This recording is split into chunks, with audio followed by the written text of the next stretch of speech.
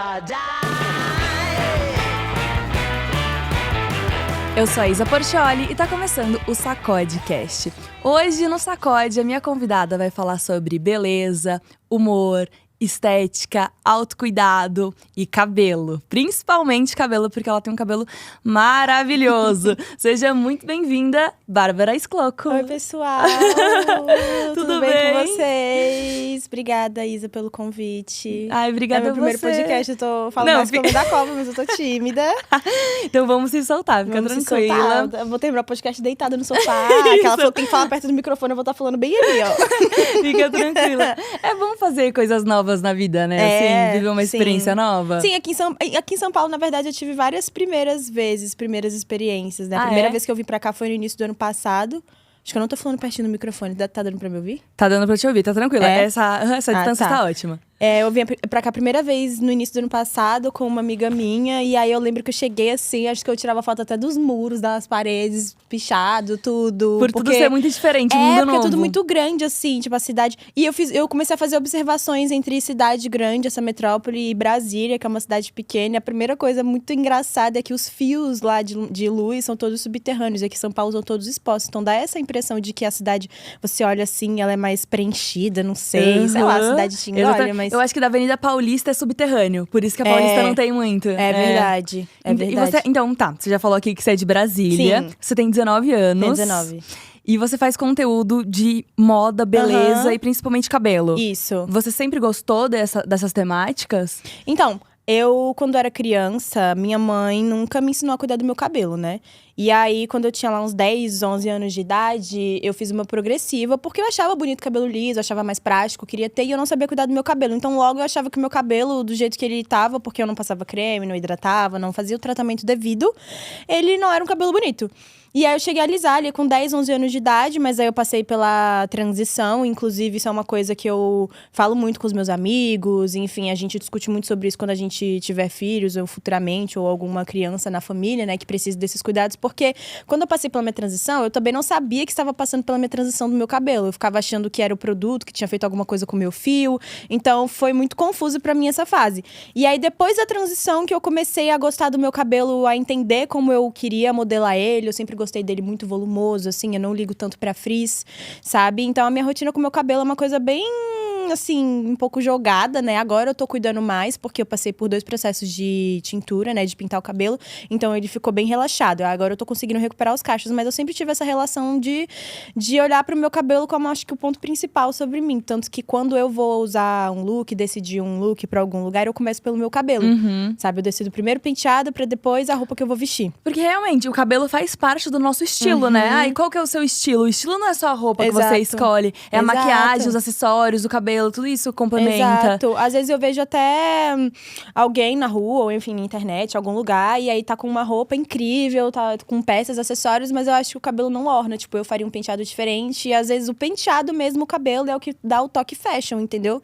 Você pode sair muito básica, mas se você fizer um penteado, um coque, um baby hair bem feito, um cabelo bem alinhado, bem hidratado, bem cuidado mesmo, isso é o que traz o diferencial pro seu visual, sabe? Eu acho muito importante. Inclusive, a primeira coisa que eu reparo é o cabelo das pessoas. Nossa, você é um cabelo bem cuidado, como é aquele cabelo. Ou então, eu tenho uma coisa muito curiosa também, tipo, eu comecei a fazer pesquisa, assim, de lace, eu queria muito comprar uma lace, né, de cabelo humano. Aí, às vezes, eu começo a olhar pras pessoas, assim, e pensar, nossa, é tipo um aplique isso? Isso, é um aplique de cabelo humano. Tá. Aí, eu fico olhando, assim, pro cabelo das pessoas, eu fico pensando, quanto será que valeria o cabelo daquela pessoa se fosse uma lace, hein? Sabe, aquelas meninas que têm um cabelo muito grande, aquelas crentes pentecostal, que tem o cabelo até as costas. Sim, e feira de estética. Eu já vi esses cabelos em feira de estética, Beauty Fair. Não sei se você já foi na Beauty Fair. Mas tem, assim, alguns stands que você olha. E eu vi no seu perfil que você tem esses cabelos, né? Então, e você até brinca, gente, isso aqui é um cabelo de uma crente. Isso! Eu tenho hoje alguns apliques só.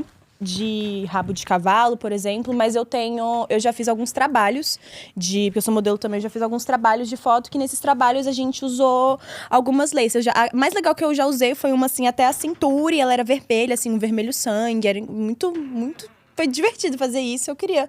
Só que uma lace humana, nossa, é tipo, por exemplo, a Ludmilla, né, ela tem um quarto de laces, sim, assim. Só eu acho que eu já vi na TV ela mostrando. Pra isso, assim, o céu é o limite. Porque começa desde, tipo, 5 mil, 6 mil, até A gente não sabe. E como que você escolheu as suas? Como que você comprou? Site? Você foi até uma loja?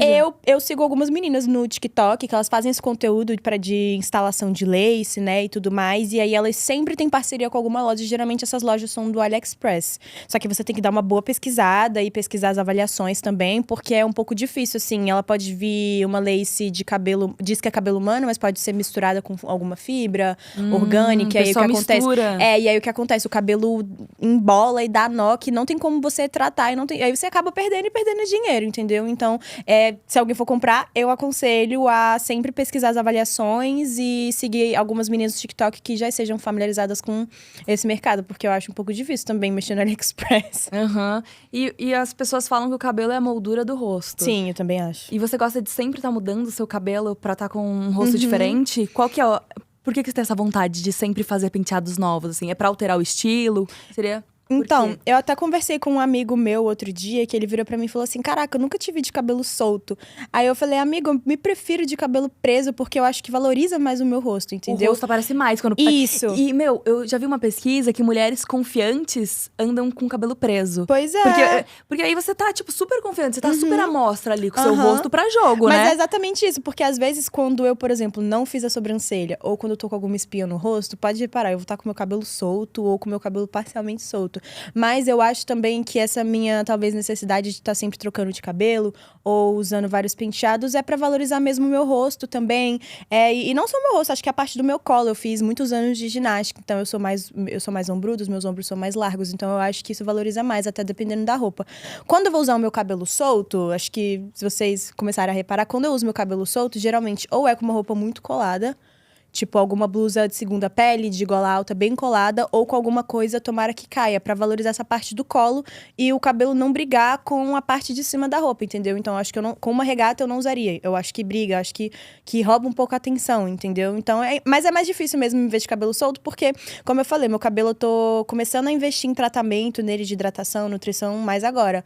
Porque quando eu deixo ele solto e eu vou pra algum lugar, ele não dura tanto, entendeu? Os fios vão abrindo e aí começa a dar muito frizz. Mesmo que eu não me importe com frizz, eu não gosto que ele não esteja cacheado, né? Quando o fio tá muito aberto, me incomoda.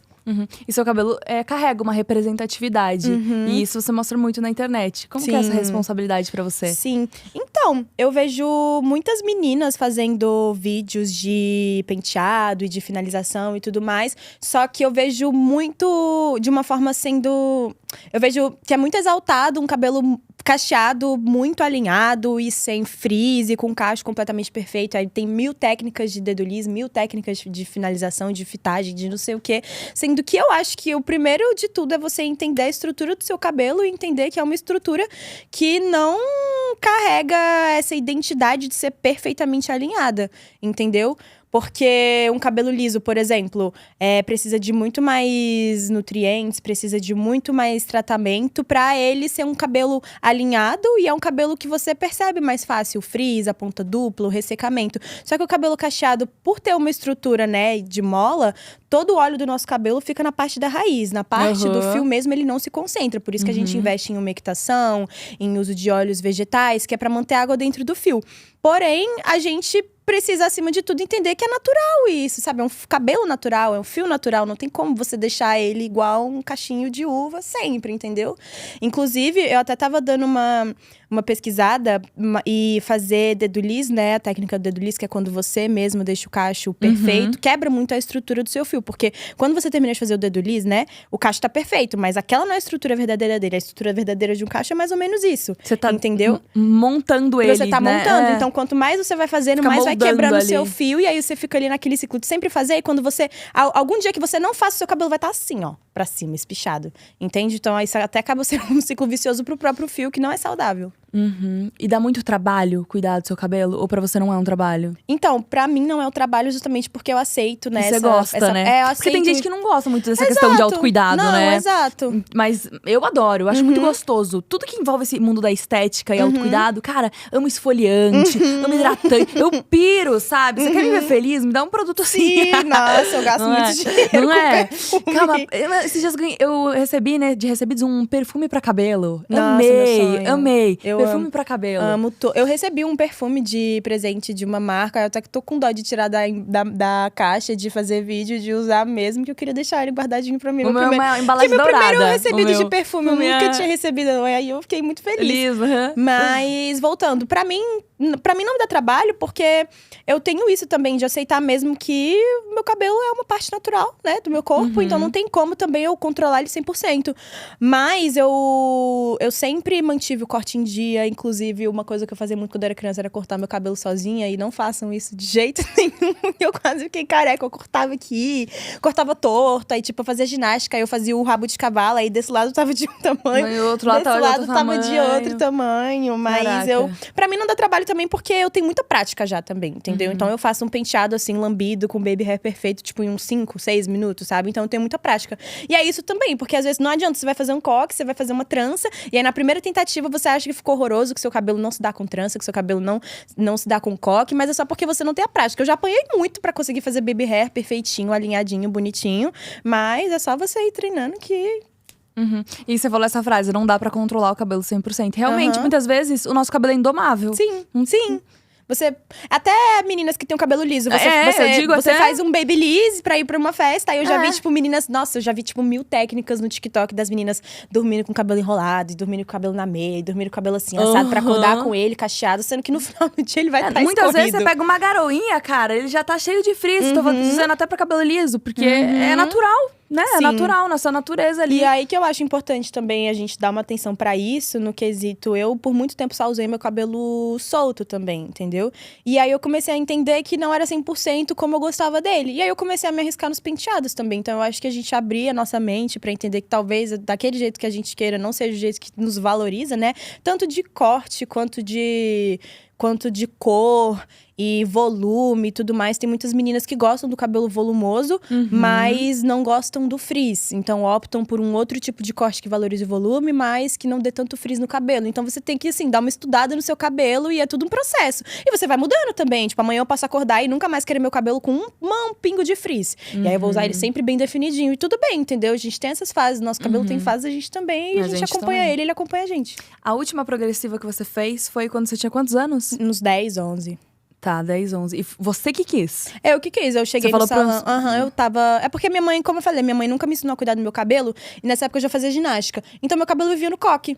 E aí, quando eu soltava ele, eu passava um creme de cabelo, mas ele tava sempre em contato com gel de cabelo, então isso resseca muito o fio. É isso que eu ia falar. E aí, como eu não hidratava, eu não sabia recuperar o meu fio. Então, ele ficava espichado, assim, ficava feio. A raiz do meu cabelo é de ondulada pra lisa. Então, se eu não cuidar dela, ela vai tendo um alisamento por atrito. Então, eu não sabia cuidar dele. E aí, eu achava muito bonito, achava prático também, cabelo liso. Vivia pedindo pras minhas amiguinhas fazerem chapinha no meu cabelo. E aí, minha mãe foi no salão comigo, e aí ela era amiga do pessoal lá. E aí, eu pedi pra alisarem o meu cabelo. Mas também isso que eu acho muito importante, que eu falo com os meus amigos, assim, explicar o que tá sendo feito, o que tá acontecendo. Porque se a cabeleireira tivesse me explicado, olha, o nome desse processo é esse, daqui tanto tempo a raiz do seu cabelo vai crescer, ele vai começar a cachear, você nem sabia disso, nem né? Nem sabia o que você era. Você pensa que agora meu cabelo vai ficar liso pra eternidade, né? Tipo, se ela me tivesse me explicado, daqui um tempo você pode repetir o processo. Ainda, né? Exato. Daqui um tempo você pode repetir o processo, ou você pode deixar o seu cabelo crescer, e você vai passar por uma transição. Nada disso foi explicado. Então eu fui descobrindo sozinho o que tava acontecendo com o meu cabelo, entendeu? Tanto que quando a raiz começou a crescer, ele começou a ficar cacheado, assim, e não tava tão liso, tão alinhado, aí eu voltei a só usar ele preso. Então, foi, tipo, durante um período… E era uma forma meio que de esconder ali o cabelo pra prender, também né? Porque eu não sabia lidar. E aí, nessa época, eu comecei a usar uns penteados, assim, pra ir pra escola. Eu lembro que na época, tava passando, assim… Na época do meio pro final da minha transição, eu acho que tava passando Cúmplices de um Resgate na TV, né? E eu assistia, e tinha os turbantes da Isabela, né? E aí, pra esconder a raiz cacheada, eu comecei a usar os turbantes igual da Isabela na escola. Sabe? Tipo, só que minha mãe não comprava pra mim os tecidos. Eu tinha meia calça de balé, que eu fiz balé muitos anos também. Aí eu cortava, amarrava na minha cabeça e fazia turbante de meia calça pra esconder a raiz que tava crescendo. Porque eu não tava entendendo o que tava acontecendo com o meu cabelo. Meu Deus. Acho que esses foram minhas primeiras gambiarras de penteado. E já teve algum julgamento, assim, com o seu cabelo? Eu passei por uma situação em 2022. Eu tava terminando meu ensino médio. E aí, eu estudava numa escola pública, né? E aí, tinha um menino, o nome dele é Juan. Nem sei se eu posso falar o nome dele. Ah, posso, né? Ninguém vai descobrir. Sobrenome a gente não sabe, né? Rua tem quantos, né? Mas, by the way, ele tem uma tatuagem de leão no braço aí. Quem vê na rua pode chutar. A gente se conhecia na escola, mas a gente não conversava assim. A gente não era da mesma sala, ele era de outra série. E aí ele era amigo dos meus amigos da minha sala. E ele passava, me cumprimentava todo mundo. E aí, beleza, mas nada demais. Aí um dia eu tava indo pro refeitório, foi bem cena de filme, assim, eu tava indo no corredor, não tinha ninguém, só eu no corredor e ele tava vindo. Então a gente ia se cruzar. E nesse dia eu fui com o meu cabelo bem armado pra escola, assim, ele tava bem cheio, eu tinha acabado de cortar ele, então ele tava assim, bem acabado, bem finalizado, mas ele tava bem alto, bem cheio. Aí ele passou assim, me cumprimentou, aí no que ele me cumprimentou, ele virou pra mim e falou assim: seu cabelo tá com cheiro de maconha, tá igual de maconheiro. Aí eu fiquei assim, ó. Aí eu saí andando, assim, um pouco confusa, né, com aquela frase. E aí, quando eu me dei conta do peso dessas palavras e dessa situação, eu comecei a ter uma crise de ansiedade, assim, no refeitório. Eu comecei a ficar muito ofegante, tipo, entender que ele tinha falado de mim, do meu cabelo. Ninguém nunca tinha falado absolutamente nada. Ele falou também que tava cheirando. Cheirando a maconha e cabelo de maconheiro. Porque meu cabelo tava solto, bem armado. E aí, eu no refeitório comecei a ficar muito ofegante, assim, muito sem ar. E aí, o monitor veio falar comigo, ele perguntou o que aconteceu. Eu não conseguia falar, eu lembro que era assim, sabe? Quando você tá, assim, com a voz embargada e sem ar tudo ao mesmo tempo? E aí, eu deixei minha mochila onde tava e eu saí da escola atrás desse menino. Porque eu não sabia o que eu ia fazer, mas eu ia fazer alguma coisa. Aí eu saí assim, procurando ele. Aí eu tava, tipo, do outro lado da escola. Aí de onde eu tava, dava pra ver as quadras de vôlei. Ele tava lá jogando no vôlei como se nada. Menina, eu entrei na quadra, assim. Aí, tipo, eu gritei, eu falei: o meu cabelo não é de maconheiro! Aí eu dei um empurrão nele. Só que no que eu dei um empurrão nele, uma mão foi no peito e a outra foi no rosto. Ele usava aparelho, mas, tipo, foi com muita raiva. Eu fiz assim, entendeu? Então a boca dele… machucou a boca dele na começou boca. a sangrar. E, tipo, geralmente, quando tem briga de escola, o povo começa a falar: ai, bate mesmo, e briga, e não sei o quê. A escola tava um silêncio. Tipo, eu falando: meu cabelo não é de maconheiro, seu racista. E a escola, um silêncio, todo mundo assim, ó. Aí vieram os coordenadores, mas nessa situação eu vi como é realmente a discriminação. Porque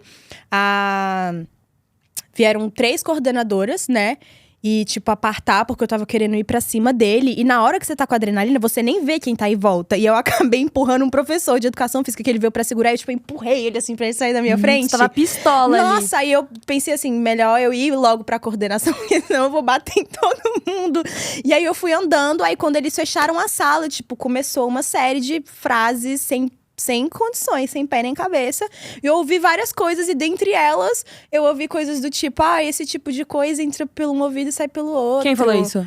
Uma das coordenadoras. Aí ela: mas porque eu também já sofri isso quando eu era criança, as pessoas falaram que meu cabelo era liso, escorrido, isso me feria muito. Aí eu fiquei assim: sua safada. E aí eu falei, esse menino, na primeira vez que ele me provoca, ele passa no corredor debochando, e não sei o que, e não sei o que. Aí eles falaram assim: se a gente for te dar uma suspensão ou te expulsar, a gente vai ter que expulsar ele também. Não, se a gente for expulsar ele, a gente vai ter que expulsar você também. Porque você agrediu, por isso. Porque você agrediu ele na frente da escola inteira. E o que ele falou pra você, só você ouviu. Então, tipo, era a minha palavra contra a palavra dele. Aí eles saíram pra falar com o menino. E eu fiquei na sala, assim, de braços cruzados, pé da vida, assim, e aí falando um monte. Eu nem lembro o que falaram pra mim, porque eu tava com uma raiva e eu não ouvindo nada. Aí o safado do diretor volta e fala assim: então, Bárbara, a gente conversou com o Juan e, na verdade, ele se confundiu nas palavras dele. É porque ele fumou maconha e acabou sentindo o cheiro no seu cabelo. Aí eu: tá, pra começar, que tem um aluno menor de idade fumando maconha dentro da escola. E, tipo, esse assunto ninguém vai falar nada. Mas aí eles confundiram as palavras dele. Meu cabelo tem cheiro de maconha e meu cabelo é de maconheiro agora. Entendeu? É isso. Aí eles falaram: Bárbara, se você quiser, pode abrir um BO. Aí eu vou abrir um BO contra ele, vou abrir um BO contra vocês, vou abrir um BO contra o governo, contra a Secretaria de Educação, pé da vida. Aí quando eu saí da escola, eu ainda pensei assim, tipo, em ir atrás dele, porque quando eu ia pra parada de ônibus, eu passava por um prédio que ele ficava com os amigos dele, né? Aí eu ainda pensei em ir lá e dar um coió nele, mas eu pensei: não, eu vou me recolher, porque eu sei que vai sobrar. Como já sobrou pra mim lá na escola, vai sobrar pra mim agora. E na rua também é terra de ninguém, a gente não sabe o que ele pode fazer. Aí essa foi… acho que a única situação mais marcante, assim, da minha vida. E foi péssimo, de verdade. Mas não me abalou tanto, porque eu sempre soube que eu estaria sujeita a isso de alguma forma. Mas eu vi como pior do que o que ele falou foram as pessoas em volta e como elas lidaram com isso, lidaram com ele e lidaram comigo, entendeu? Como, tipo, foda-se que tá fumando maconha na escola, sabe? Ele só se confunde nas palavras dele, tipo, esse tipo de coisa entra por um ouvido e sai pelo outro, sabe? Isso não existe, cara. Queriam abafar o caso de qualquer maneira, senhora, né? Aí, eu lembro que depois, nos dias seguintes, como ele conhecia muita gente da escola, eu cheguei na escola no dia seguinte, todo mundo me olhando assim, sabe? E eu não sei muito te falar o que as pessoas estavam pensando, não sei se acharam ruim o que eu fiz com ele, ou se eles queriam entender o que estava acontecendo, mas eu lembro que nessa escola eu já também não era amiga de muitas pessoas, era o meu último ano letivo, então se eu já não falava com ninguém, depois disso eu também dava nem bom dia nem pro porteiro. Inclusive o porteiro foi o único que ficou do meu lado, eu lembro dele, o Sérgio, porque eu vendia brownie na escola, aí ele falou bem assim, Bárbara, eu tô muito orgulhoso do que você fez, então um beijo pro Sérgio, prospere muito, porque você foi o único que me protegeu. Qual que é a tua religião? Eu sou espírita. Você é espírita? Desde criança. A minha mãe é também. Aí ela sempre me levava no centro espírita pra tomar passe, fazer várias coisas. E aí eu já cheguei a frequentar a igreja batista. Quando eu era criança, mas era mais por uma questão de que a minha mãe não me deixava sair. Então, ir pra igreja, a gente ia pra igreja, pro culto dos jovens, e depois saía pra lanchar. Era o único rolê possível. Então, era mais por isso. Mas eu cheguei a frequentar a igreja batista, mas sempre fui do centro espírita. Então, você frequenta o centro até hoje, assim? Eu já frequentei mais. Eu cheguei a frequentar numa época que o Alzheimer da minha mãe tava piorando muito. E aí, eu queria buscar um apoio espiritual, uma orientação, como lidar com a situação. Então, eu frequentava mais, né? Ia tomar passe, conversar com a… esqueci o nome da senhorinha, mas ela… Com o pessoal de lá? conversar com o pessoal, né, e tudo mais. Mas hoje em dia, nem tanto. Acho que também um pouco por falta de interesse da minha parte, né? Mas acho que mais por falta de tempo, sabe? Aí você falou bastante da sua mãe e comentou do Alzheimer dela. E aqui, antes de começar a gravação, a gente estava até conversando, né? Sobre essas questões que são mais delicadas. Se tudo bem por você falar. E você… Com certeza. Você mostrou ser muito bem resolvida com essas questões que são, muitas vezes, dolorosas na nossa vida, né? Sim, até o ano passado era demais. Eu não conseguia falar sobre o assunto. Inclusive, ano passado eu cheguei a brigar com uma amiga minha de anos. A gente era, tipo, melhor amiga, porque ela fez um comentário que ela não deveria ter feito, assim. Independente da fase que eu me encontro agora, não deveria ter falado. Ela brincou ali sobre o assunto e eu desfiz amizade com ela, porque realmente era um assunto que me deixava no chão. Mas por uma questão de que ano passado, tanto eu quanto os meus outros irmãos, né, minha família, a gente estava ali numa rotina de se ajustar para conseguir cuidar da minha mãe. Porque eu moro com ela e ela precisa de cuidados 24 horas, no quesito. Ela não pode ficar sozinha de jeito nenhum. Então, como eu moro com ela, muitas vezes os meus irmãos acabavam se ausentando demais e acabavam não tomando responsabilidades sobre os cuidados com a minha mãe. Então, eu ficava, tipo, 30, 40 dias direto em casa, só com ela, sem sair, sem absolutamente nada. Na minha época da escola era mais ainda, era tipo da escola pra casa e só.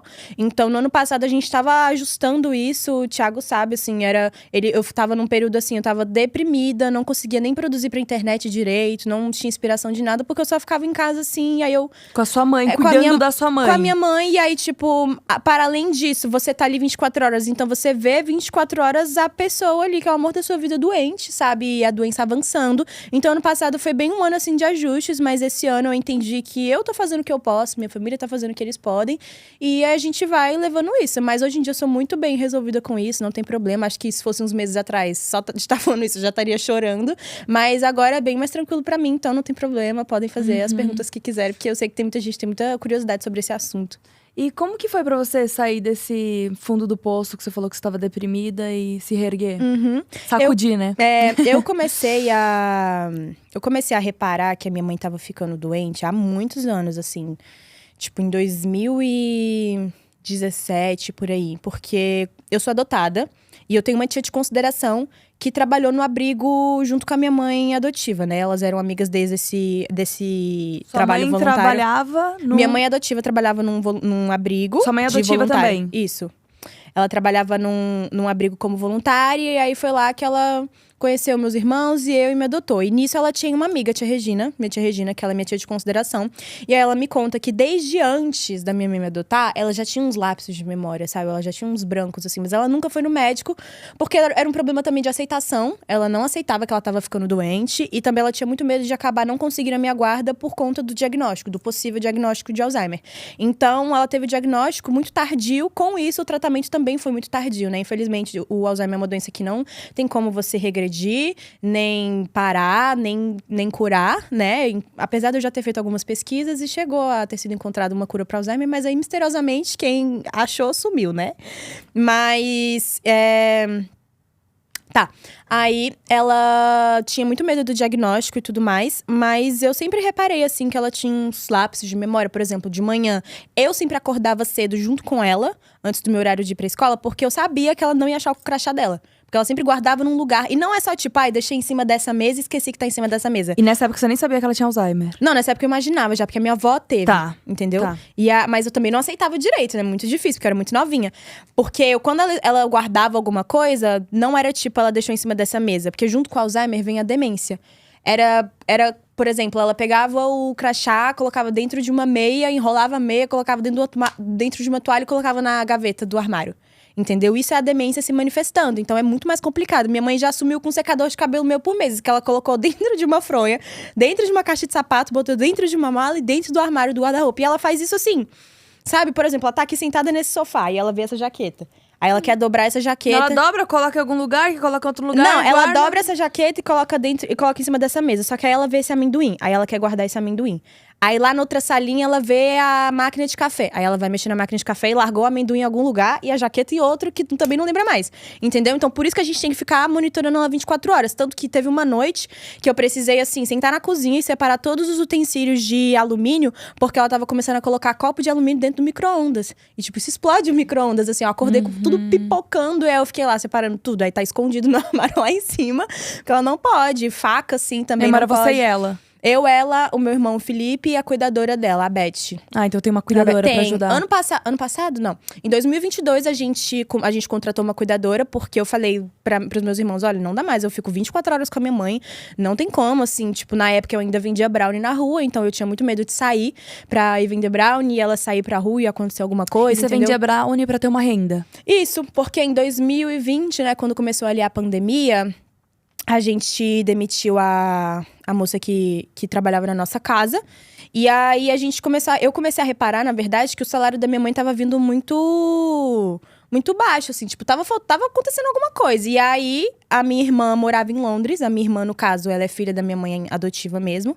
Ela morava em Londres e veio pro Brasil. E eu expliquei a situação pra ela e nós fomos no banco. E aí, lá no banco, a gente descobriu que a minha mãe, ao longo dos anos, fez muitos empréstimos. E aí, o banco tava começando a descontar do salário dela. Então, por isso que as coisas estavam apertadas em casa. E eu sempre fui muito autônoma, assim. Ou eu começava um menor aprendiz, um jovem aprendiz, ou eu fazia alguma coisa pra ganhar dinheiro. Mas eu sempre soube, assim, que eu não iria trabalhar pra ninguém. Tanto que hoje em dia, até, às vezes, tenho… A gente até briga com o meu assessor porque eu falo, você não manda em mim, ninguém manda em mim. Uhum. Minha irmã também, a gente briga muito por conta disso, porque eu sempre soube que eu não gostaria de ninguém, assim, me ditando o que fazer. Então eu comecei a vender brownie na rua, porque também eu teria um controle do quanto de dinheiro eu teria, né? Quanto mais eu vendesse, mais eu teria. Quanto menos eu vendesse, menos eu teria. Eu preferia do que ficar à mercê de um salário de menor aprendiz também, porque os horários, no caso, eu vendendo brownie, eu que faria os meus horários, então eu poderia me ajustar à minha rotina e à rotina da minha mãe. E aí eu fiz isso também pra comprar um celular novo, porque eu percebi que a internet era o que ia me dar a visibilidade, enfim, a estrutura que eu precisava, né, pra tocar. Você tinha quantos anos aí nessa época? Tinha 16. Uns 16. Daí você queria um celular novo. Queria um celular novo. E você já tava na internet, então? Não, eu tinha um Instagram, assim, sei lá, uns 1.000 seguidores e alguma coisa. Só que eu sempre postei muito nos stories. Eu fazia novela nos stories, postava tudo da minha vida nos stories, pra, tipo, 50 pessoas que me assistiam. E aí… em 2017, eu comecei a fazer umas fotos com um amigo meu, o Bruno. E ele falou, amiga, eu tenho uma câmera, tenho muita vontade de me tornar fotógrafo. E, tipo, você tem muita facilidade com as câmeras, então eu queria que você fosse meu modelo de teste. Eu falei, beleza. E a partir daí, a gente começou a sempre fazer umas sessões de foto, assim, semanais. E aí, a partir daí, eu comecei a me entender a profissão de modelo. Porque até eu tinha esse preconceito de que modelo é só pra gente rica ou só por hobby, né? E aí, eu queria crescer dentro disso. E eu entendi que, através da internet, me daria a visibilidade que eu precisava para conseguir investir no meu trabalho como modelo, entendeu? Tanto em retorno de publicidade, quanto em retorno das pessoas me verem mesmo e me contratarem pro meu trabalho. Só que o que acontece? Eu comecei a ginástica com 5 anos de idade. E eu parei com 15. Então ginástica artística? Artística. Então eu fiz 10 anos de ginástica. E aí… eu acabei me machucando. Eu rompi o menisco e o cruzado anterior porque eu fui fazer um exercício um dia antes da primeira competição do ano, assim. Eu tenho os braços e as pernas hiperestendidos. Então, o ligamento já é frágil. E aí, eu caí, tipo, só com o joelho esquerdo. E aí, estourou os ligamentos. E aí, eu acabei saindo. Aí, já em 2017, eu já engatei com isso de modelo. E aí, logo depois, eu já engatei com isso de ser digital influencer. Então, eu nunca parei pra pensar, assim, talvez, qual fosse o meu talento ali que tivesse, fosse lapidado, né? E aí, eu comecei a vender brownie pra também ter o meu próprio dinheiro, porque eu nunca gostei de pedir nada pra minha mãe. E pra ajudar em casa, assim, no que precisasse mesmo. E é isso. Dona de si, né? Ela fala demais, alguém. Não, mas eu tô super entretida no… E assim, quantos seguidores você tem hoje em dia? 262 mil. No Instagram? Isso. E aí, como que foi esse crescimento no Instagram? Teve algum boom no meio do percurso? Eu comecei a gravar em julho de 2022, né? Que foi ali até a rapa do tacho da época boa de estourar no TikTok, porque logo depois eles anunciaram a monetização. Então, muitas pessoas começaram a postar e tudo mais. Então, começou a surgir muitos creators, sabe? E eu cresci muito rápido porque quando eu comprei meu celular, assim, eu tive um branco. Eu pensei, cara, eu não quero fazer dancinha porque eu não sei dançar. E eu também não quero ficar refém de trends do TikTok, sabe? E aí, eu comecei a fazer o que eu já fazia, que é falar abobrinha, só que eu começava a fazer de um jeito mais compacto. Por exemplo, um stories de 15 segundos que eu postava no Insta rendia um vídeo de, sei lá, 40 segundos, 1 minuto, entendeu? Porque eu conseguia gerar um assunto em volta daquilo. Então, eu comecei a fazer esses vídeos falando sobre ou histórias da minha vida, ou, sei lá, percepções que eu tenho. Enfim, e aí começou a dar muito certo mesmo. E eu comecei a misturar isso com moda, que é fazendo os Arrume-se Comigo, meio misturando humor. Tipo, hoje… Você colocou sua personalidade ali no Arrume-se Comigo, né? Exato, tipo, arrume-se comigo e meu tênis falsificado do chinês. Eu vi o tênis falsificado. Mano, voltou essa tendência de usar tênis com mola? Cara, eu sempre gostei muito de tênis esportivos, né? Eu acho que de um tempo pra cá… as pessoas têm entendido, ou na verdade, acho que elas estão tendo uma percepção de colocar coisas bem contrapostas no Sim, look. Isso eu vejo. Entendeu? Tipo assim, uma camiseta de time com uma roupa social. Então você joga uma camiseta de time com um blazer. Exato. Sim. E eu também sempre gostei muito de prestar atenção na finalização dos looks. Nos acessórios, no cabelo e principalmente no sapato. No tênis. Adoro observar sapatos também. Sim. Eu adoro. Sim, eu amo. Eu tenho memória de quando eu era criança, que eu ia pro Hop Hari, eu ficava olhando na fila, eu só ficava olhando os pés, cara. Eu adorava olhar o pé do povo, porque eu queria ver que sapato que eles usavam. É uma das primeiras coisas que eu reparo, é cabelo e tênis, assim. É bem um critério de desempate pra eu me interessar por alguém. E aí, eu sempre gostei de modelos com modelos mais robustos, assim. Por exemplo, tem muitos tênis hoje que eu não uso, nunca usaria. Tipo, acho que o Adidas Samba, porque eu acho que é um shape muito chato. Chato não no quesito tipo entediante. Skatista, reto. Porque é muito achatado, muito reto, eu entendeu? Gosto. Então, tipo… Mas é gosto, né? E aí eu gosto do Nike Shox 12 Você mola, gosta, 4 mola. Eu tem gosto, uma isso, curvatura ali, eu né? gosto também porque se você for observar, o material dele, que é um material mais rígido, às vezes até em couro, e também pelo formato dele, às vezes eu até brinco falando que o 12 mola ou 4 mola é o escarpão dos tênis, entendeu? Pelo formato, assim, que tem um bico. Então eu acho sofisticado, eu acho mais sofisticado. E, inclusive, são 2 tênis que eu quero, são os próximos que eu vou comprar, que eu quero investir, porque são tênis que dá pra você usar com tudo. Tanto num rolê pra ir ali, quanto numa coisa assim, sei lá, você vai num museu ou num outro evento, porque eu acho que é um modelo mais sofisticado, ele consegue segurar isso, entendeu? Então eu sempre me interessei por modelos assim, também mais interessantes. Eu sempre tive esse olhar pras coisas, tipo, até tanto com pessoas, quanto com música, clipes, eu sempre prezei pelo que tinham formatos e uma estética e um visual interessante, mas não necessariamente bonito. Tanto que tem muitos sapatos, tênis, que eu não acho bonito, mas que tem um design interessante, e aí por isso eu usaria, mas não necessariamente é bonito. Muita gente fala isso do 4 molas, que acha feio, minha mãe mesmo acha horroroso, mas eu acho lindo. Então, eu vou te falar, o seu estilo é tipo… Streetwear. Streetwear. Nossa, eu quase gaguejei aqui, né, galera? Streetwear, isso. Que é moda de rua, né? E com certeza, eu olhei seu perfil e eu falo, mano, super entendo o estilo dela. Eu te entendo, tá ligado? Te entendo muito. Só que eu imaginei minhas tias. Vendo, né? Né? Aham, Né? Você tá entendendo o que eu tô falando? Eu tava… Porque um povo mais velho não entende. E é difícil explicar. Aham. Entendeu? Porque o streetwear, que é uma moda de rua, você vai usar uma coisa que às vezes é um pouco desconstruída. Sim, às vezes é demais. Às vezes até algumas demais pessoas. desconstruída. E assim, como que eu vou mostrar a beleza disso pra quem não é da nossa geração, Sim, sabe? a minha irmã mesmo, que nem é assim tão mais velha, ela tem uns 40 e poucos anos. Às vezes, quando eu coloco, tipo, uma calça larga e uma camisa social larga e, tipo, deixo meu cabelo num coque, ela olha pra mim, ela fala… Tipo, ela fica realmente intrigada. Ela, o que aconteceu hoje? Você sempre anda tão arrumadinha. Aí eu, mas eu tô arrumada. Aí eu tô usando, tipo, uma polo da Ralph Lauren, mas ela não tá nem aí, porque é tamanho 4 vezes maior que o meu. Ela, nossa, você já esteve Que é o melhor, oversize, viu? né? Que esculhambação.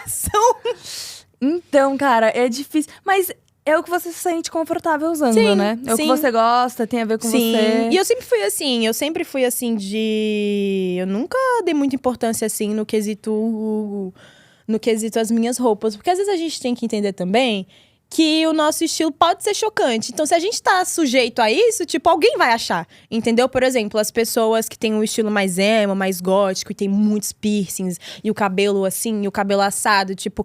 Eu, às vezes, vejo uns que eu, nossa, um pouco esquisito, entendeu? Mas, tipo, tudo bem, não necessariamente é feio. E se a pessoa tem esse estilo, ela sabe que ela tá sujeita a isso, e que isso pode acontecer. Então, assim, você também, sabe? Tipo, acho que é você colocar uma melancia na cabeça e querer que todo mundo ache legal. É, e não dá, né? Você Pois vai é. agradar todo mundo. Toda vez que você tem a sua personalidade ali, alguém vai sair. Exato. Não vai agradar, faz parte, né? Me conta uma coisa, sobre o seu cabelo, quem tá nesse período de fazer uma transição capilar, que dica que você falaria pra essa pessoa que tá passando por esse processo, assim? Que conselho? Tá, bom, eu acho que é primeiro você tentar entender como o seu cabelo tá funcionando, em que fase da transição, se ele tá no início da transição, se ele tá no meio da transição, porque como eu pequena não entendi o que era transição, meu cabelo tava com a raiz crescida até aqui na metade já, então tava metade cacheado, metade liso e eu não tava entendendo nada. Então você entender que você entender o crescimento do seu fio, se o seu cabelo é um cabelo que tem um bom ritmo de crescimento, ou se é mais devagar. E você entender que tem algumas técnicas para você lidar com esse processo de transição. Para pessoas que querem colocar tranças, né? Porque a técnica da trança acaba mesmo puxando a raiz, né? Puxando o fio. Então, eu acho também que é uma coisa até mais prática do que você tá sempre ali fazendo um penteado. Mas também tem a opção dos penteados, que era o que eu fazia quando eu tava em transição. Só que no meu caso, como eu não tinha muitas referências, né? Eu não sabia muito bem mexer no meu cabelo, então eu acabava só fazendo um coque pra cima ou uma trança boxeadora. Mas eu acho que é também você se cercar de referências de meninas que ou estão passando por transição ou já passaram por transição e pegar dicas de penteados, pegar dicas de produtos que sejam bons pra raiz, pro crescimento capilar. E você tá sempre ativando os seus cachos, sabe? Evitar, por exemplo, na transição, porque você não quer ali que o seu cabelo esteja metade cacheado e metade liso, aí você vai e faz uma escova, aí começa a fazer escova todo dia. Aí não adianta muito, você tem que recuperar essa memória do seu fio, que é tá sempre tentando ao máximo, por exemplo, você em casa não vai sair, finaliza o seu cabelo e deixa ele ali memorizando o fio, sabe? Finaliza com um creme que seja mais pesado, um creme que seja mais potente, um óleo mais potente, pra você recuperar essa memória do seu fio. E pra finalização do cabelo, pra cabelo cacheado, o que você recomenda? Eu não usava e eu achava isso meio mito, né? Mas agora eu virei testemunha de Jeová de óleo capilar, sabe? Eu vi as meninas falando, eu passo óleo no meu cabelo 3 vezes por dia. E eu achava um exagero. Só que depois que eu entendi isso, que no cabelo cacheado, o óleo fica todo concentrado na raiz, ele não vai pro fio. E o cabelo precisa segurar água, senão ele resseca. O que segura a água é o óleo, né? Porque a água e o óleo não se misturam. Então você primeiro, quando você sai do banho, inclusive é uma coisa que eu sempre faço, é muita água e pouco creme. Porque você sai do seu banho com seu cabelo quase pingando. E aí você, enfim, veste uma roupa. Inclusive, é muito importante você usar uma camiseta de algodão para o produto acabar não dando espinha nas costas. E não ter nenhum tipo de reação. Eu já tive um pouco de espinha nas costas porque eu finalizava o meu cabelo e o creme ia escorrendo até E aí ficava. Mas você separa o seu cabelo em mechas e aposta em um bom óleo capilar, assim. Acho que o que eu tô usando agora é um da Weed Care, que ele é muito cheiroso. É um amarelinho, assim, do pote azul e amarelo. Muito bom. E aí eu vou passando. Eu divido em mechas. E aí acho que uns 3 pumps de óleo, porque eu tenho muito cabelo. Meu cabelo é bem volumoso. Passo antes e depois eu venho com creme e passo por cima. Isso deixa o cabelo muito mais hidratado. Segura a hidratação dentro do cabelo. Isso sempre que você for finalizar. Sabe? Inclusive, é muito importante também fazer umectação. Eu não fazia nada disso. Umectação, hidratação, eu deixava o Deus dará. Só que depois que eu comecei a realmente fazer um cronograma, e não precisa ser certinho, aí, tipo… Porque às vezes eu também tenho um monte de preguiça, né? Mas pelo menos uma vez na semana, assim, você usar uma máscara de hidratação no seu cabelo, ou uma máscara de nutrição, já ajuda muito. E outra coisa que eu fiz e que tem dado muito certo, eu substituí o condicionador por sempre uma máscara de hidratação. Eu uso uma da L'Oréal, que é de coco, ela é bem concentrada. Então eu passo shampoo, deixo a máscara agindo e tiro no final do banho e não uso condicionador. Porque a máscara, por já ser bem mais potente, você pode usar ali e deixar agir por 5 minutos, acaba sendo bem mais rápido e faz um trabalho que o condicionador faz, só que bem de forma potencializada. Então você usa a máscara em vez do condicionador. E não deixa pesado isso? Usar muita máscara? Pro meu cabelo não… Acho que isso é bem individual, né? Pro meu cabelo não deixa porque… Ele hidrata mesmo ali, né? Ele hidrata e aí eu acabo cuidando do meu fio de dentro pra fora, sabe? Então, como a máscara já segura ali a estrutura do meu fio, a estrutura do meu cacho, na hora de finalizar eu não preciso usar tanto creme. E nem tanta… Eu não uso gelatina, né? Essas gelatinas ou mousse, eu só uso creme e óleo mesmo. Então, na hora de finalizar, eu já não passo tanto produto e aí não pesa o meu cabelo. Mas é bem individual, é de pessoa pra pessoa.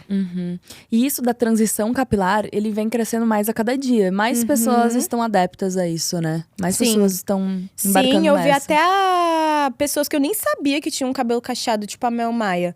Eu não sabia que ela tinha o cabelo cacheado. Então não dava nem pra imaginar, né? Pois não dava é. nem pra imaginar. Eu lembro quando ela era pequenininha, que ela fez a Avenida Brasil. Acho que eu tenho uma memória do cabelo dela assim ondulado, mas eu achei que fosse aquela coisa. Por exemplo, a menininha que ela nasce bem loirinha, só que quando ela entra na adolescência, o cabelo escurece. Então eu achei que fosse isso com o fio dela. E aí eu vi uns stories dela, assim, desse povo fofocando no Twitter, né? Dela falando que vai começar a transição. E eu, caraca, o cabelo dela cacheado, não sabia. Então Não, ansiosa aí pra ela terminar a transição, porque acho que ela vai ficar linda de cabelo cacheado. Então, cara, que incrível, né? Assim, tipo, a gente nem imaginar e realmente Pois é. isso aí é um cabelo… Até acho que a Bruna Marquezine, por muito tempo, ela usou o cabelo dela… Ela sempre aparecia com o cabelo dela liso, né? E aí, às vezes, ela fazia umas aparições de cabelo cacheado. A gente não sabia se era babyliss, se era o cabelo dela Qual mesmo. que Mas era o cabelo dela é bem aquela, né? cacheadinho. É, Então, pois é. Caraca. Mas que bom, né? Porque eu acho que além de influenciar também, você se cerca de pessoas que te ajudam a entender que é um processo. Tipo, não é hoje que você vai começar a sua transição e daqui 4, 5 meses seu cabelo vai estar completamente cacheado já. Como eu disse, dependendo do crescimento do seu fio. Mas é geralmente de 8 meses a 1 ano aí pro seu fio. Até depende também de quantas vezes você fez química no seu cabelo. Eu, no meu caso, foi só uma progressiva. E acho que eu fiquei uns 8, 9 meses pra conseguir tirar toda a química também. Porque quando eu cortei, né? Porque quando você corta as pontas, você tira a parte lisa. Eu cortei bem curtinho. Então eu fiquei com o cabelo aqui, de Mônica, da Turma da Mônica. Por causa da transição. Por conta da transição. E na época eu não tinha nenhum conhecimento de produtos para o cabelo crescer, nada disso, assim, eu só fui ao Deus dará. Mas, claro, você usando os produtos certos, tipo tônico de alho. Tônico de alho é muito bom, tem muita gente que não usa por conta do cheiro. Mas eu não me importo tanto, eu não acho o cheiro tão forte. Mas tônico de alho, assim, é um… Eu nunca ouvi falar desse. É um desse. achado. Nossa, é tipo, é um vidrinho, assim, com um produtinho amarelo. É tipo… Ele faz 10, o quê no cabelo? 15 reais. É tipo óleo de rícino, é um tônico potencializador pra crescer o fio. E pra mim, ajudou muito. Porque uma vez eu fiquei maluca e cortei meu cabelo sozinha em casa. Então eu fiquei com 2 dedinhos, assim, de cabelo. Era pouquíssimo. E aí eu usei isso e óleo de rícino. E aí acho que uns 4 meses meu cabelo já tava aqui, assim, de novo. Caraca, e compra na farmácia, é isso? Comprar, você acha mais em produtos dessas lojas de cosméticos, né? Mas é bem Cosméticos, facinho sim. também, é bem baratinho. E você falou que só fez uma progressiva na vida, né? Aham. E tem muitas mulheres que fazem a progressiva uma vida inteira. Sim. E isso pode causar câncer, né? Sim. Tanta progressiva ali. Aham. E porque tem uma porcentagem de formol, enfim, pelas Sim. substâncias ali. A minha, É uma coisa inclusive, maléfica. A minha, inclusive, acho que por eu ser criança na época, a cabeleireira falou que era sem formol. Hoje Só em que dia eu acho que nem pode. É uma coisa assim. Exato. Mas quantas mulheres não passaram a vida fazendo progressiva? Ou então, por exemplo… Mas eu acho também que é, tipo… Eu até tava conversando isso com minha amiga esses dias… E eu vejo, às vezes, um pessoal no Twitter, quando alguma menina que tem um cabelo crespo vai pro salão e alisa, e aí por conta do fator encolhimento, o cabelo alisado, né, um cabelo Fica longo. maior, mais longo. Fica maior. E o pessoal, nossa, porque ela fez isso? O cabelo dela era tão lindo, crespo e cacheado. E aí também eu acho que vai das pessoas entenderem que você modelar e estilizar o seu cabelo também é uma forma de aceitação pra você. Tipo, tudo bem. Não é porque seu cabelo é cacheado que você vai ter que usar ele cacheado. E se não for cacheado, você tá desvalorizando o seu cabelo. Absolutamente. Porque se é a forma que você consegue cuidar dele, que você se sente bonito, beleza. E no dia que você não quiser mais também, vai deixar crescer porque o cabelo cresce. Porque foi o que aconteceu comigo, entendeu? Mas eu acho que hoje em dia… Não, voltando. Na minha época, pelo menos, tinha muita desinformação, sabe? A respeito do fio, do cabelo, principalmente cabelo cacheado. Você não tinha fontes, assim, confiáveis. Tantas marcas com produtos confiáveis pra você tratar o seu cabelo. Também não era falado muito sobre transição, entendeu? Alisou uma vez, acabou. Alisa pra sempre ou raspa a cabeça, sabe? Mas eu acho que hoje é bem mais normalizado, né? Você… Às vezes eu até vejo, por exemplo, tem uma… A irmã de um amigo meu, a estrutura do fio dela é assim, a raiz dela é bem cacheadinha, só que aí pro meio é ondulada, e aí pro final é um cacheado, assim, um pouco mais aberto. Então já é um fio, assim, mais diferente, entendeu? E também foi aquilo que eu falei, tipo, é um fio, uma parte natural do seu corpo. Não vai ser 100% um cachinho bonitinho, nem pra todas as pessoas. E é isso, eu acho também que é cada um… Acho que a gente tinha que se recolher um pouco na nossa insignificância e entender que o cabelo do outro é o cabelo do outro. É, exatamente. E também tem essa questão da transição capilar até em quem tem cabelo branco, assim, sabe? Falando de cabelo, por exemplo, na pandemia, muitas mulheres começaram a aceitar o seu cabelo branco. Porque antes pintava em salão, aí… Sim. Tem o lance da transição pra aceitar o seu branco hoje em dia, que a gente consegue ver muita gente representando isso. Eu mesma, inclusive, falei disso outro dia. Eu tava até com o Thiago lá em casa, aí eu tava soltando os cachorros, porque minha mãe lá em Brasília… A Beth, que é a cuidadora dela, me mandou uma foto dela, ela tava com o cabelo pintado, castanho. E aí eu xinguei todo mundo, eu falei, não era pra pintar o cabelo da minha mãe. Ela gosta do cabelo dela branquinho. E o cabelo da minha mãe é aquele branco parede, assim, bem branquinho, Quem sabe? que pintou o cabelo dela? E aí é porque a minha irmã vai lá e fala, ai mãe, vamos no salão pra pintar o cabelo? Só que minha mãe, ela não tem muita autonomia pra decidir. Então, às vezes, na hora, no segundo, ela quer. Mas não quer dizer que ela realmente queira, entendeu? Aí pintaram o cabelo dela, mas também porque a minha mãe é uma pessoa muito alérgica. Eu tenho dermatite atópica, minha mãe também tem dermatite, mas ela é muito alérgica a várias coisas. Borracha, plástico, vários produtos. Então a tinta mesmo, se não for uma tinta, sei lá, vegana, ou sem todas essas coisas, dá muita alergia nela. Então eu prefiro não arriscar. Porque a dermatite, quando ataca, fica parecendo queimadura, sabe? Então também a minha mãe já é uma pessoa de pele madura, então o couro cabeludo dela já é maduro, então não tem necessidade disso, sabe? E aí eu fiquei morrendo de ódio, mas eu vi também, inclusive propaganda na televisão de senhoras, tipo, com cabelo bem cacheado e branquinho, ou faz um dread com cabelo já branco, sabe? Também porque tem toda essa questão de que é um processo muito etarista, né? Você tem um fio de cabelo branco, meu Deus, tenho que começar a pintar, tô ficando velha, tenho que ser loira, tipo, doutora Deolane Bezerra, sabe? Bem loirete.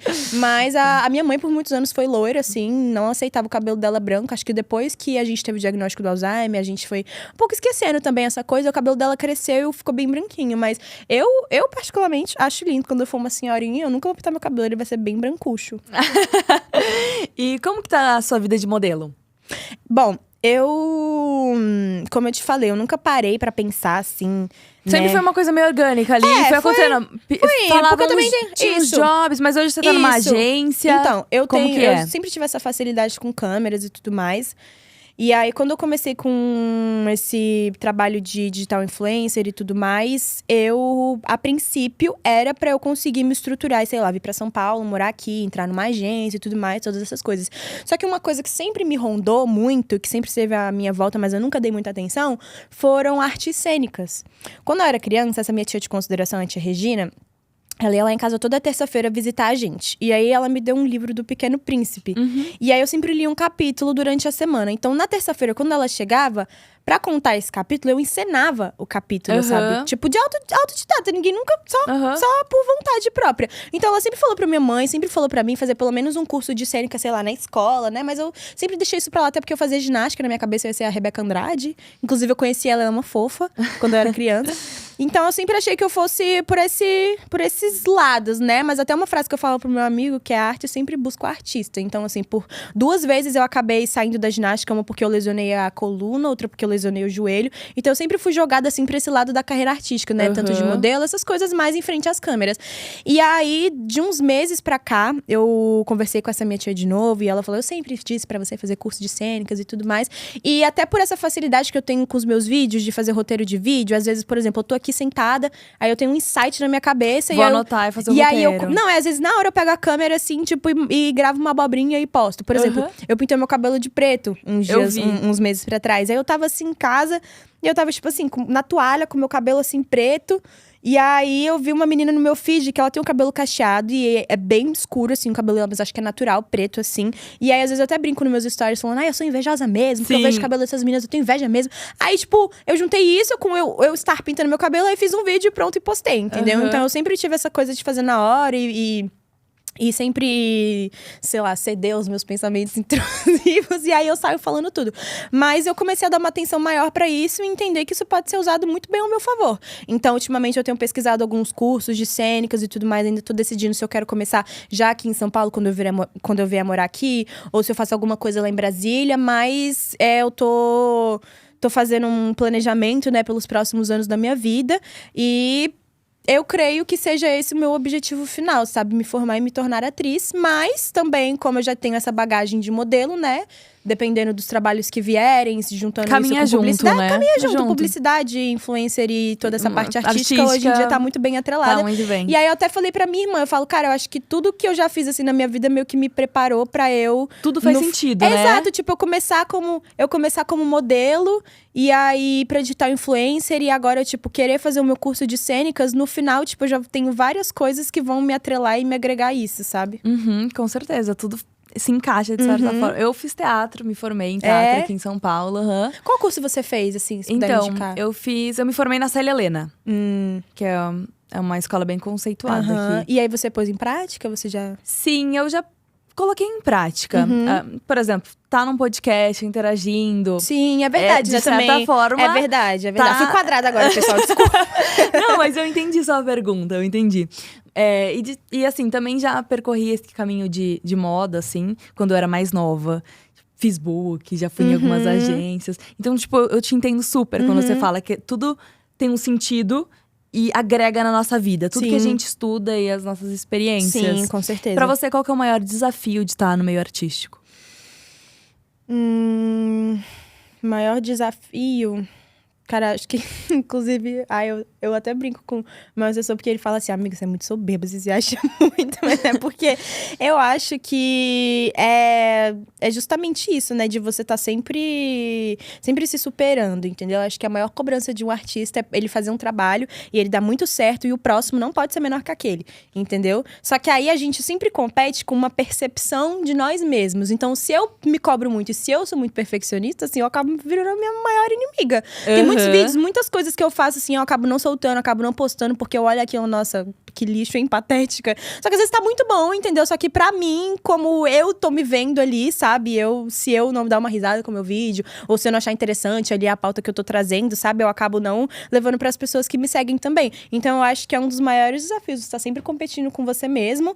E para além disso, você tá competindo com você mesmo e você ainda precisar da aprovação das pessoas que estão te vendo, entendeu? A carreira como ator, como atriz, é um pouco mais distante disso, porque você tá ali, por exemplo, fazendo um trabalho, ou um filme, ou uma série, só que você depende meio que só da escalação do seu diretor ali, da pessoa que tá te dirigindo e tudo mais. Mas eu acho que é muito mais difícil pra, por exemplo, quem canta, entendeu? Tipo, você faz uma música, você depende 100% das pessoas gostarem daquela música ou não. E, tipo, se as pessoas não gostarem, a culpa vai ser só sua, e, tipo, porque foi você que fez, entendeu? Então, acho que gira, assim, em torno disso. Dentro da arte, acho que tem pessoas ainda que conseguem sofrer mais. Esses dias eu vi um Reels que falava que desses cantores, os mais famosos, que explodiram com uma música, até o Justin, assim… na verdade, 24% só das músicas desses artistas que foram sucesso. Então tem muitas que a galera que não deu boom. Sim. Tipo assim, sei lá, vamos lá, ele lançou 1000 músicas. Uma, duas que vai explodir. Sim. Então tem muito esse lance de você sempre estar tentando. Sim. E eu entendi isso que você falou, de sempre estar evoluindo, né? Com o seu eu anterior. Sim. E tem muito a ver com a tua religião, né? A evolução. Sim, Você falou que você é espírita. Sim, com certeza. Tipo, até uma vez quando eu era pequenininha, eu perguntei pro meu pai. Eu falei assim, pai, se eu reencarno, tem como na próxima reencarnação eu vir, sei lá, uma formiga? Aí ele, não, minha filha, porque a tendência é você evoluir, né? Não tem como você vir ser humano e na próxima vida você viu um animal irracional, né? Aí eu, é verdade. Mas… Calma, me perdi o fio da meada. A gente tava falando sobre a evolução, os desafios de ser artista. Sim. Enfim, aí… Realmente perdi o fio da meada. Não, beleza. Eu tava falando que é muita tentativa pra você atingir… Ah, tá. Lembrei. Quando eu comecei a fazer vídeo pro TikTok e tudo mais… não de primeira, assim, eu fui estourando, mas o meu crescimento foi relativamente, assim, rápido, entendeu? Porém, eu nunca tive essa sede de explodir, tipo, com um vídeo, ganhar muitos seguidores de uma vez. Tanto que o meu crescimento até no Instagram é bem controlado, assim, não tem um boom. Ele vai indo aos poucos. Ele vai indo aos poucos e eu prefiro, assim, também, pra eu ir entendendo as fases que eu tô, as fases que o meu público tá, o que me fez estourar e se eu quero investir naquele tipo de conteúdo. Porque às vezes eu vejo, assim, um influencer que faz um vídeo e aí o vídeo estoura e faz ele ganhar muitos seguidores, mas ele não… Ele nem gosta daquilo. Ele nem gosta… Exato, ele não dá continuidade. Por exemplo, uma pessoa explode porque faz um vídeo de culinária. Sei lá, eu te chamo pra ir na minha casa. Você gosta de cozinhar, eu não. Aí a gente faz um vídeo de culinária. O vídeo explodiu e eu postei na minha conta. Aí eu vou ficar o quê? Vivendo numa cadeia presa a esse tipo de conteúdo. Aí eu só vou postar vídeo de culinária porque deu certo, sendo que eu não gosto. Pra mim, isso não é o significado de sucesso. Exato. Tanto que quando eu tô numa agência nova de creators, quando eu tive minhas primeiras reuniões, eles perguntaram, eles falaram, lá na sua bio tá escrito que você faz moda, humor, beleza. Como que você chegou a essa conclusão, que esse é o seu nicho e tal? E aí eu falei, então, são vídeos que eu faço e que se eu sei que se eu soltar um, eu vou dar continuidade àquele tipo de conteúdo. Não é um vídeo de cabelo que eu fiz há meses atrás, e por isso eu coloquei na minha bio que eu faço conteúdo de beleza. Porque tem essa constância, né? Exato, é um conteúdo que eu tô sempre fazendo, até porque eu tô sempre mudando meu cabelo, eu tô sempre tentando criar um penteado. Eu também tento muito fazer isso, criar penteados, assim, ao invés de só pegar uma inspiração e levar pro meu público. Tem muitos penteados que são meus que, não dizendo que 100% foi o que fiz, mas eu pelo menos nunca vi ninguém fazendo. Se alguém tiver feito, pode se manifestar. Mas eu sempre tento fazer isso também, e voltando um pouco num assunto dos artistas que fazem muitas músicas e só algumas explodem. Quando eu comecei a fazer vídeos também, eu falei com… Não sei se… Acho que era um amigo meu. A gente tava comentando sobre isso. E aí ele falou que o Christian Figueiredo, antes dele explodir com o canal dele, ele fez, tipo assim, mais de 1000 vídeos, entendeu? Antes de explodir o canal dele. Então, imagina, assim, se ele tivesse desistido antes disso, a gente não veria o Christian Figueiredo, sabe? Então, também, tudo tem o seu tempo ali, sabe? Tudo tem o seu tempo. A gente tá chegando no final, ainda não finalizou, mas a gente tá caminhando pro final.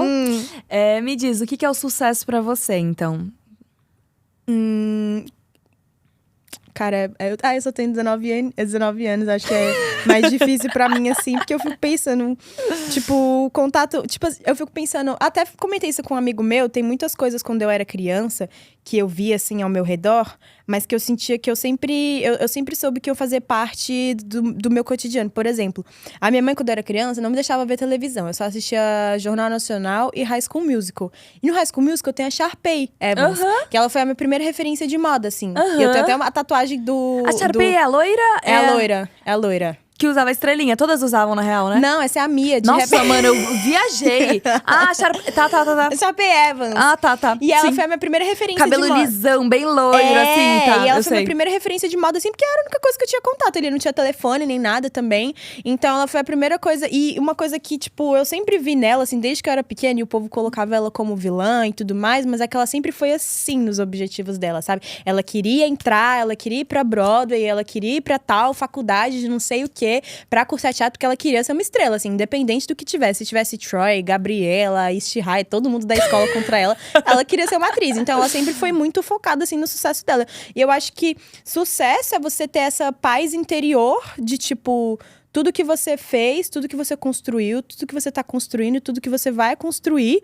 E você ter essa paz de entender que aquilo é sobre você e depende de você. E que você não e que você não se abale com o que vier em volta, entendeu? E até meu amigo brinca comigo falando, amigo, eu acho que você é muito estoicista, sabe? Mas eu sou uma pessoa que absorve tudo ao meu redor, assim, e eu tento trazer pra minha vida, não necessariamente também de uma maneira positiva, porque nem tudo são flores, entendeu? Mas que você aprende alguma coisa com aquilo. Então eu acho que é você saber pegar vários pontos da sua bagagem, entender que não é porque uma coisa deu errado, não é porque algo foi ruim que aquilo vai destruir o que você já construiu ou o que você ainda vai construir. É você ter essa paz de saber transformar as coisas dentro ali da sua vida, sabe? Tanto que muitas situações da minha vida foram assim, por exemplo...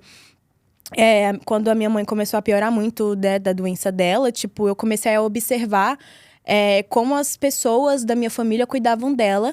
E aí eu comecei a pensar, cara, se eu ficasse doente, quem hoje em dia que é da minha família, ou que são meus amigos, ou que convivem comigo… Que cuidaria de mim. Eu tenho certeza que cuidariam de mim, entendeu? Eu comecei a perceber isso, e isso melhorou muito as minhas relações. Porque às vezes eu enxergo, eu faço amizade com alguém, eu começo a me relacionar com alguém, que eu começo a perceber coisas que a longo prazo nessa pessoa eu não gostaria de ter na minha vida. Então, tipo, eu já corto, eu tenho sempre esse Eu tenho também. um pressentimento muito bom em relação a isso. Eu então, também. Pois é. Aquele feeling, né? Aquele insight. Então, acho que por conta dessa vivência da minha mãe e vendo como a doença dela é uma coisa que precisa de muita atenção, de muita paciência, eu sempre tenho esse filtro de pessoas que eu tenho na minha vida que eu sei que fariam isso por mim também, entendeu? Então, eu acho que é você ter esse poder, assim, de transmutar certas coisas na sua vida e tá tudo bem com isso também. Entender que você tem fases, a vida tem fases, tudo tem fases e você vai se adequando em relação a tudo isso.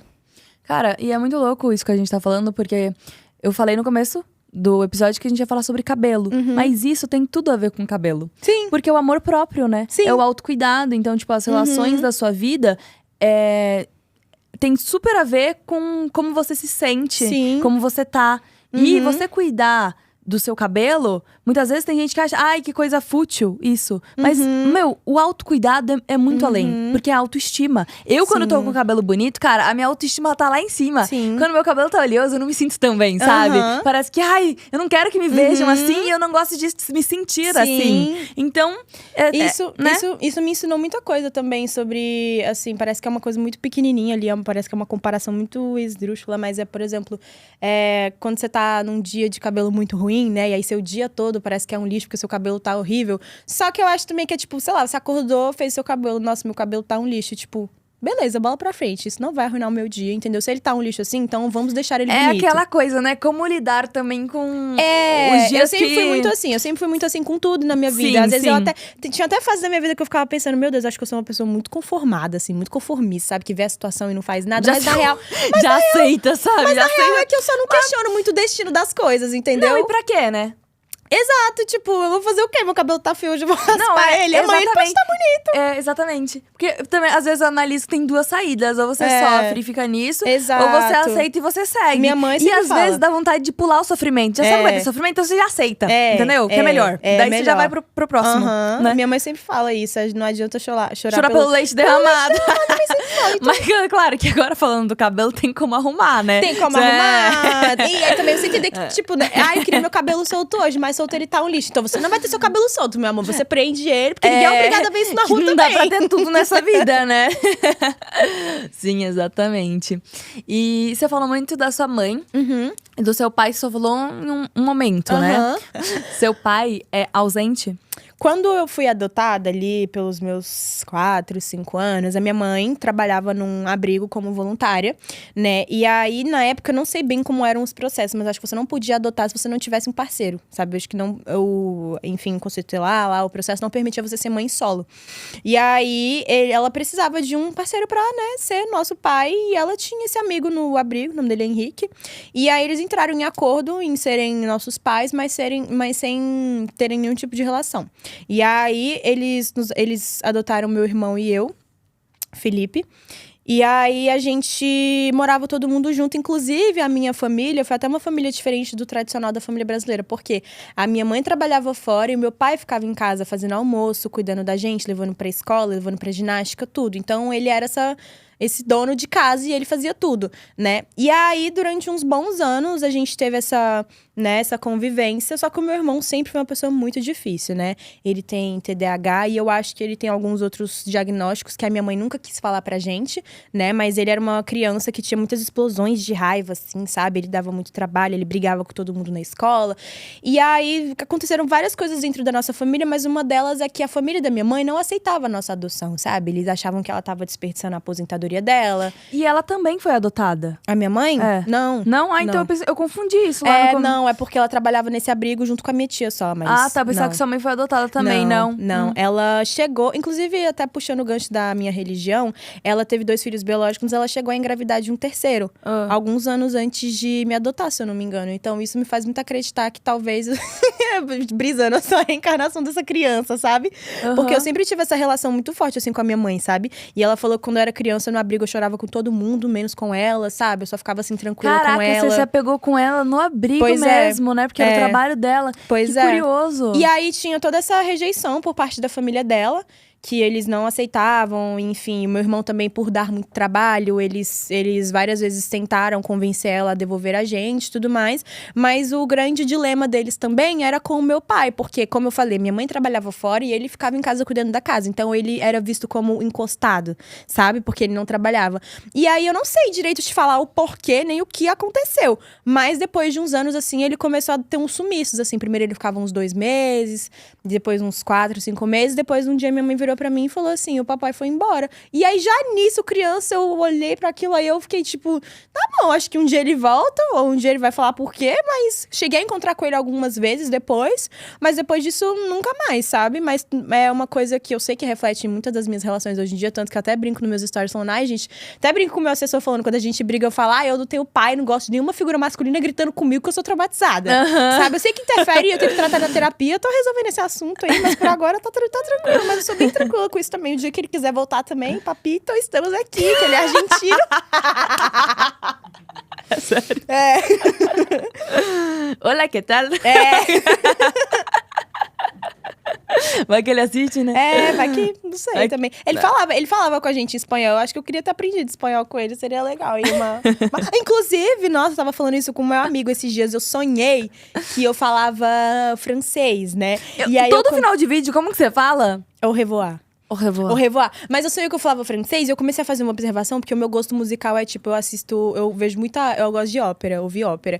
Porque eu gosto de entender o canto lírico, porque é uma coisa bem aberta, bem dramática, você tem que pegar a letra pra você entender, porque senão você não entende de primeira, né? Mas eu comecei a perceber, às vezes, que tipo, às vezes eu escutava alguma música em francês, e aí, tipo, enquanto eu tava escutando, eu ia cantando junto, e a minha voz sai muito mais sonora em francês. Então eu fiquei pensando, será que em outras línguas a gente sabe cantar, para além do português? Que em português, nunca na minha vida eu cantaria.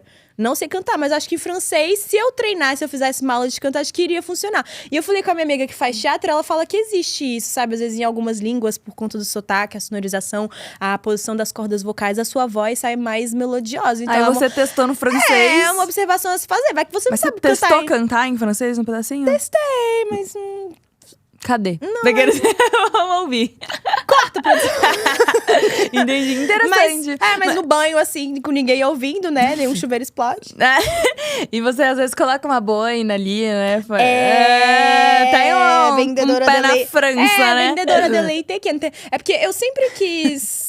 Eu viajei pra Londres em 2018, né? Uma vez foi a minha primeira e única viagem internacional. Só que eu lembro, assim, que eu fiquei… Você foi ver sua irmã, né? Que ela mora lá. Fui, né? Conheço Londres também.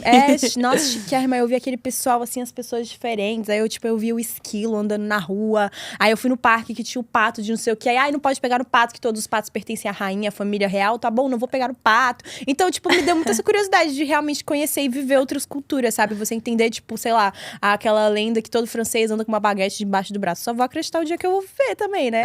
Francês com a baguete debaixo do braço. Quem sabe eu não virar francesa com a baguete debaixo do braço? A gente tá chegando no final. De novo, falando essa frase. Mas agora, realmente… mais uns 5 minutinhos aqui. Tá. Vamos… Dá pra contar a história. Dá pra contar mais uma história. Porque eu quero te fazer mais uma pergunta também. Nessa vida de modelo e no meio artístico, às vezes tem um lado um pouco obscuro, né? Você já sofreu algum assédio?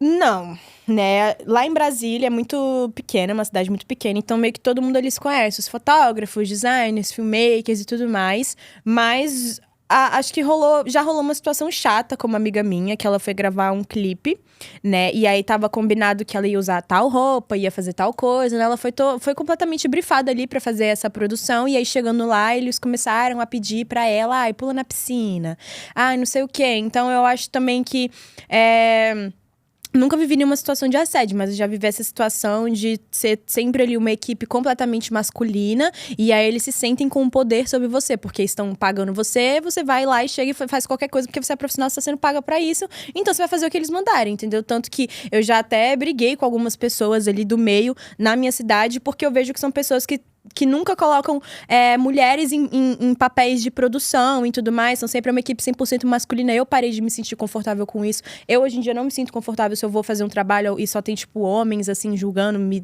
colocando numa situação de subjugada, entendeu? Então, para além também dessa parte do assédio, eu acho que cada vez mais deveriam, e eu gostaria, e todas as mulheres e pessoas que trabalham com isso, que tivessem mulheres à frente de produções também, sabe? Exatamente. Até porque tem coisas, cara, que, tipo, eu acho que é muito…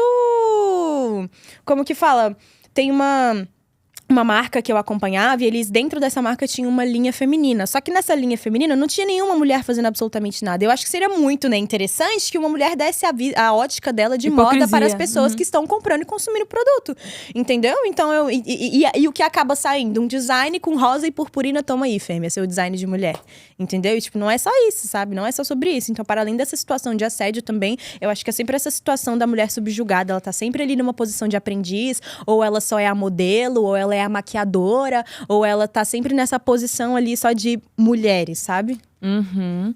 Tem mais algum assunto que você gostaria de falar, que você não falou? Alguma história? Ah, eu acho que eu falei tudo. Falou tudo? Falei tudo. Aí vai desligar a câmera e eu vou lembrar de uma história muito boa, sei lá, alguma coisa assim. Imagina. Mas, tipo… Das redes sociais? Cara, não, acho falou que… tudo. Falei tudo. Maravilha. Falei tudo. Deve ter alguma coisa aí, mas que provavelmente eu não posso mencionar nomes, né? Sei lá. vai ter alguma coisa assim, mas acho que falei tudo, sim. Mas no mais, assim, tô muito feliz com o que tá acontecendo, com o que tem acontecido. Inclusive, até falando sobre a minha espiritualidade. Eu sempre falei com o Thiago, meu assessor, eu falo, cara, em algum momento alguém vai me ver, assim. Tipo, alguém vai me ver e aí vai apostar em mim. E aí, tipo, vai dar tudo certo, entendeu? Sim. E aí, uns meses atrás… Uns meses não, né? Um mês atrás, mais ou menos, não vou lembrar quando. A Xango me mandou uma mensagem, né? E é uma agência… Te viu. E aí é uma agência que eu sempre olhei, assim, eu sempre quis. Mas eu nunca nem nada, nunca segui, nunca nem mandei uma mensagem, nunca nem nada, mas chegou pra mim, entendeu? Então foi uma coisa que me deu muito ânimo, assim, muito gás de entender, tipo, tá, beleza, agora é o meu momento. E tenho minha família, tenho minhas coisas, mas minha mãe também tem outros filhos, que também vou cuidar dela. E aí a gente parte aí, né, infinito além. Né? Sempre em constância. Ai, tô muito feliz com o meu primeiro podcast, eu queria engolir esse microfone. Adorei, cara, adorei. Terminemos? Terminamos? Terminamos. Ai, obrigada pela presença, eu queria também, Bárbara. eu queria mandar oi pro Celso Portiolli, né? Vai que ele assiste o seu podcast, sempre quis fazer. Eu acho que o meu objetivo final, na verdade, é apresentar de quem é essa mansão, né?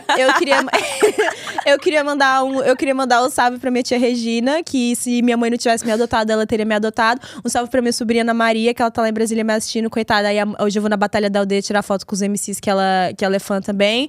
Um salve pro Caio, que eu não tô namorando, mas eu vou namorar. Acho que eu vou pedir ele em casamento, ele é meu noivo. Mas um salve pra irmã do Caio, que ela é minha fã, adoro ela, te adoro, Yasmin. Um salve pros pais do Caio, que ele sempre me recebe lá na casa dele, eu como toda a comida da casa dele, mas tudo bem, acontece.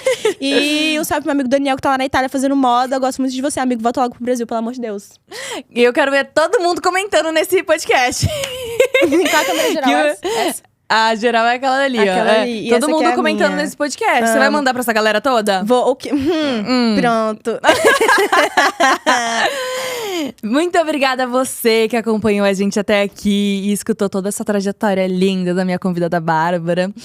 Inscreva-se no canal, porque o Sacodecast é um podcast novo. Eu tô com ele há 2 meses, mas ele é feito com muito carinho e eu sempre trago convidados com histórias inspiradoras.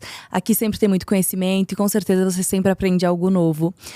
Manda esse link desse podcast no YouTube ou no Spotify pro seu amigo, pra alguém que vai curtir esse vídeo, pra alguém que gosta de aprender sobre cabelo. Compartilha, tá bom? Inscreva-se e compartilha. Muito obrigada mesmo por chegar até aqui com a gente. Sacode.cast nas redes sociais. Nas redes sociais tem cortes todos os dias. E é isso, acompanha a gente lá. E Isa Porcioli, o meu Instagram pessoal, me adiciona lá. Quem quiser tirar um print também e marcar Você a gente… é Isabela? Isabela. Eu sou Bárbara Isabela, você acredita? Sério? Bárbara Isabela Freire de Oliveira Escluco. Caraca, meu! Pois é. Você tem eu nunca imaginei, porque nas suas redes sociais tá Não tudo tem Bárbara, nada, né? né? Ninguém me chama de Isabela. Acho que, bom, um dia se eu fizer alguma besteira aí e for cancelada, eu vou mudar. Esqueci meu nome, é a minha segunda Vai mudar opção. pra Isabela, né? O meu é só Isabela mesmo, não tem o segundo nome. Mas nas minhas redes é tudo Isa, né? Isa Porcioli. Isso Vou seguir, mesmo. vai que o Celso Porcioli me chama pro churrasco de família. É. Nossa, meu sonho. Meu sonho, tipo, acho que eu ia por um dia fingir que ele é meu pai, sei lá. Porque eu tenho essa falta, né? Acho que às vezes eu faço isso, por exemplo, às vezes eu fingo que a Thiago é meu pai, sabe? Eu tenho Você procura um pai por aí, né? Eu tenho essa lacuna, e sempre tem essa disponibilidade. Eu tava no aeroporto, vindo pra cá, né, de Brasília, aí o bofinho, ai, deixa eu botar sua mala na esteira. Eu, para com isso, meu Deus, será que meu pai que voltou? Tadinha dela. Você zoma com isso, né? Tipo, a falta. Nossa, né? muito, mas Você tipo, vai encontrar alguém que vai… Mas né? me rendem várias situações vários legais, memes, tipo, né? no mais, assim, muito obrigada, papai, papito. Ai, meu Deus. Pode divulgar suas redes sociais? Claro, eu falo, você fala? Você fala aqui, olhando pra câmera. Pessoal, muito obrigada por terem escutado minhas abobrinhas até aqui, tá? Às vezes a pessoa nem quer saber de cabelo, eu só me ouvi falando, né? Não sei, a Isa também. É verdade. Não, pô, os vídeos dela, você fala várias abóboras ali, vários pensamentos. E também fala de cabelo. E aqui a gente falou sobre tudo isso. Pois é. E obrigada por terem assistido até aqui, gente. Meu primeiro podcast. Vou lembrar do resto da minha vida. Tudo sério! Gringo nesse microfone. Ai, cara, Faz barulhinho se eu pegar assim? Tipo a SMR? Acho que não. Acho que nesse daqui não vai fazer muito Não? É. Bom, então precisa melhorar o orçamento. Tô brincando. Não, pô, esse microfone aqui é mó bom, ó. Olha a marca aqui, ele é bom. Não, por que a gente não tem um microfone? O fone? Porque a gente tá, tipo, numa sala, né? Aí acho que não ia combinar muito a proposta. Não, é verdade, né? A proposta era verdade. mais… Fui quadrada agora, perdão. Não, mas é verdade. Podcast, você lembra daquele fone. Mas assim, tipo, isso aqui, ó. Capta. Dá pra ouvir? Nossa, capta muito. Então… E às vezes eu tô falando e de repente… Então se eu falar baixinho assim, isso aqui por terem me assistido até aqui. Mas muito obrigada, pessoal, por terem me assistido até aqui.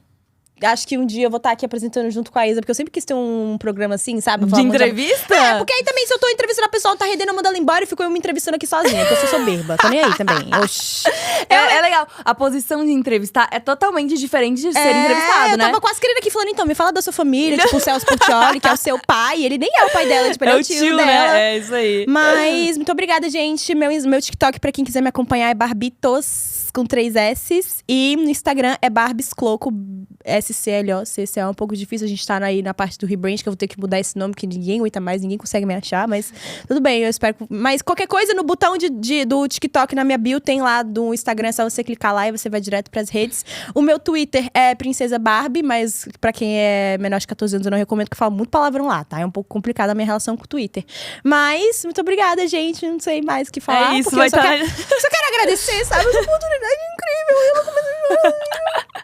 Tá na descrição do vídeo. Se meu papito estiver me assistindo na Argentina, papito, I love you. Volta pra casa, por favor, que eu tenho muitas questões pra resolver. E é um pouco difícil aqui sem você, tá? Que eu tenho aquela questão que eu não consigo arrumar namorado, né? Porque eu tenho esses daddy issues, é um pouco difícil. Mas se não quiser também, fica aí. Qualquer coisa, você me liga.